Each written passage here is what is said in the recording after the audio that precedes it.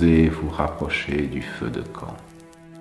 Osez vous asseoir près de moi. Osez vous abandonner au conte du roi conteur. Tara était de garde cette nuit-là, à la bibliothèque de la forêt. Cette bibliothèque qui avait le don d'apparaître là où le voyageur égaré avait le plus besoin d'elle. Le professeur avait créé cette bibliothèque lors des prémices de la guerre du néant. Elle était reliée, bien entendu, à la grande bibliothèque du Palais des Fins Heureuses. Il existait pareillement une bibliothèque dans le comté de la nuit, mais elle servait moins. Soudain, Tara entendit qu'on sonnait à la cloche. Elle alla ouvrir et eut la surprise de trouver le professeur. « Ma chère Tara, je ne pouvais pas dormir, j'ai un souci. » « Oui, si ça ne peut pas attendre demain matin. Venez, nous allons en parler. Voulez-vous que je vous prépare un thé ? » « Merci, ma petite. Ma chère Tara, je vis depuis longtemps. J'ai quitté mon monde il y a très longtemps. En dehors de cette île, le monde des créateurs a vécu déjà plusieurs millions d'années. Pour nous, quelques siècles seulement, il est vrai, mais le temps est long.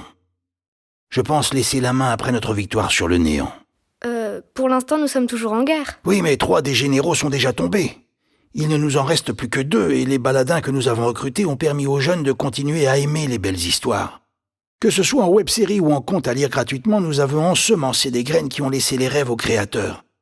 J'ai parfois des nouvelles d'autres mondes, notamment par Ganaël, et il m'a appris dernièrement que dans au moins 2 mondes que l'on croyait perdus, des habitants se sont mis à rêver. Je pense qu'un jour, dans tous les univers, le néant sera définitivement vaincu. Pour le nôtre, je ne me fais pas de soucis. Très bien. Mais pourquoi venir me voir à cette heure de la nuit ? Nous aurions pu en parler demain. Je vais aller voir le front.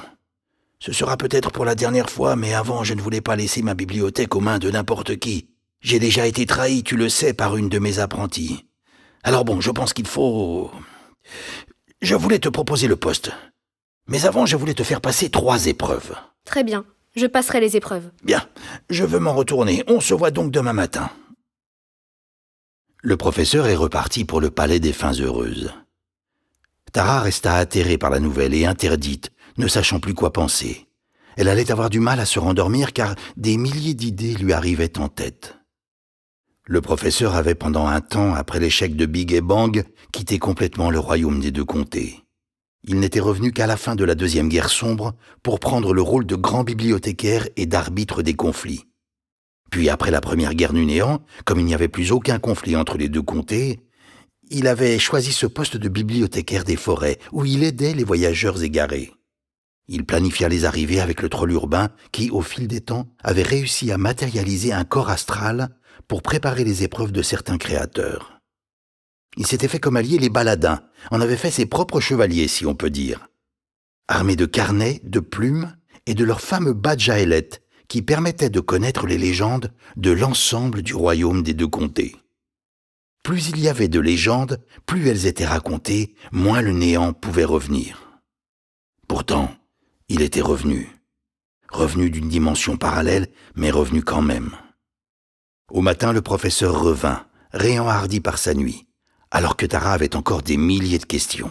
« J'espère que tu es prête. Je vais bientôt t'annoncer la première épreuve. » Tara devait passer voir Rigol, le fournisseur de gadgets pour baladins. Sa première épreuve sera de porter secours au comte d'argent. Ces 2 jumeaux sont infernaux et ne font que se taper dessus ou se jeter tout ce qui passe à leur portée. Sa première étape était le petit village de Clover, où le forgeron avait sa boutique secrète. Arrivée au marché, elle remarqua une petite fille de 7 ou 8 ans qui semblait perdue. Elle pensa à juste titre que c'était une créatrice venue de la Terre. « Bonjour. Je suis Tara, membre des baladins. Comment t'appelles-tu ? » ?»« Je m'appelle Cécile. Je suis où ici ? » ?»« Tu es au royaume des fées. »« Pourquoi je suis là ? Je devais aller enregistrer un conte avec mon papa et quand je suis entrée par la porte, je suis arrivée ici. » »« Tu dois avoir un doute. Tu as peur de quelque chose ? » ?»« Oui, le texte est super dur. J'ai peur de me tromper. »« Alors tu es ici pour trouver de l'aide. Je dois réconcilier 2 jumeaux qui ne font que se taper dessus. »« Je connais une histoire comme ça. »« Alors tu pourras m'aider. Viens, nous allons voir Rigol. C'est un ami qui fabrique des objets pour aventuriers. »« D'accord. » Cécile n'était pas rassurée, mais c'était la seule chance de retourner auprès de son père. Les 2 filles rentrèrent dans la taverne, et Tara, passant derrière le comptoir, se jeta dans un conduit. Cécile n'eut que le choix de la suivre. Elle glissa un moment avant d'atterrir sur un fauteuil confortable. « Bonjour, Tara. Je vois que tu as amené une amie. » Une créatrice qui doit prendre confiance en elle. Bien, bien. Quelle est votre mission? Il faut réussir à calmer les ardeurs de 2 sales garnements, des frères jumeaux ennemis. Ceux du comte d'argent. Il est venu la semaine passée. Ils ont détruit la moitié des menottes et autres cages que je leur ai fabriquées. Le fouet ne leur fait pas peur non plus. Ils ont fait pleurer 3 croque-mitaines.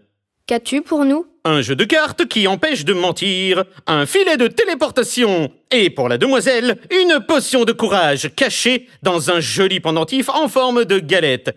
Et un chaperon rouge, cela fera une tenue d'aventurière très sympa. J'ai eu 3 aventurières la semaine passée qui voulaient des tenues jaunes, rouges et vertes.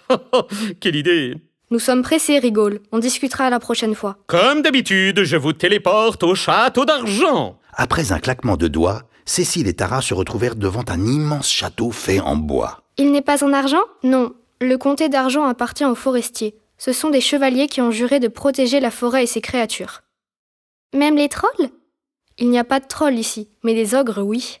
Tu crois que nous allons en rencontrer? Non, ils vivent plus au nord. La petite fille souffla de soulagement.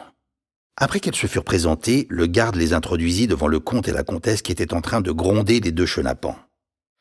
Je veux savoir qui de vous 2 a salé le dessert. Notre cuisinier est en pleurs. Il faut 1 semaine pour préparer une tarte de lune et vous l'avez gâchée. Je vous promets une punition dont vous vous souviendrez longtemps. Il y a un croque-mitaine qui vient pleurer? Demanda l'un des garçons hilars. Vous ne pouvez pas punir un innocent, déclara l'autre. Monsieur, je peux jouer aux cartes avec eux? Bonjour.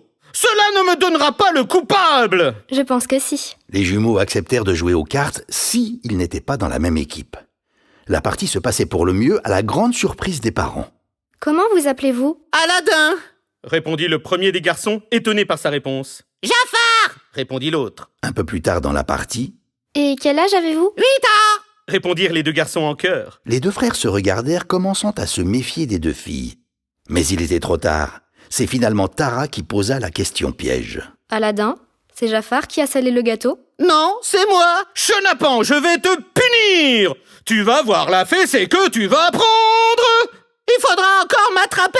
Le prince se précipita vers la sortie, mais Tara lança son filet et le garçonnet revint par magie dans la salle du trône. À chaque fois qu'il quittait la salle, il se retrouvait de nouveau sur son siège. Au 3e essai, il s'avoua vaincu. Aladin, quelle est la personne auquel tu tiens le plus au monde? Mon frère Jafar, répondit le garçon à la grande surprise de tout le monde. Si vous étiez séparés, que se passerait-il? Je mourrai d'ennui. Cécile murmura quelque chose à l'oreille du comte. Vous croyez? Ce ne serait pas très juste. Cela leur donnera une leçon à tous les 2. Je te fais confiance. Aladin, pour avoir salé le gâteau du cuisinier, tu devras finir ta part devant lui et regarder ton frère prendre la fessée à ta place. Mais ce n'est pas juste. C'est ainsi qu'est la vie. Mais c'est moi qui dois être puni, pas lui. C'est ta punition de voir ton frère puni à ta place. Le jeune garçon pleura toutes les larmes de son corps. Il promit de refaire un gâteau de lune et d'arrêter de se battre avec son frère si on acceptait de lever cette injustice. Votre Majesté, la partie de cartes n'est pas terminée. Ils sont toujours sous l'effet du sortilège de vérité. Je veux bien suspendre la punition. Si le gâteau est bon, alors elle sera annulée. Merci, père. Aladin partit sans aucun garde, s'excuser envers le cuisinier et manger sa part de gâteau infect. Il fit un très bon gâteau et le comte accepta de lever la punition. Les 2 frères cessèrent de se chamailler pour un oui ou pour un non. C'est le moment de partir, Cécile. Oui, c'est très bon un gâteau lune, et très beau. Tu n'as pas utilisé ta potion, tu en auras besoin pour ton enregistrement. Non, plus besoin. Je peux la donner pour quelqu'un d'autre. Cécile posa le pendentif dans la main de Tara avant de se retrouver dans le studio d'enregistrement avec son papa. Elle vit le roi conteur, lui fit la révérence et lui dit « Majesté, je peux vous demander quelque chose? Oui? Le conte, il est trop dur. Je peux raconter une autre histoire? Si tu veux, mais laquelle? Celle que vous venez d'écouter pour la suite des aventures de Tara, ce sera demain sur le site de l'Académie de Minuit.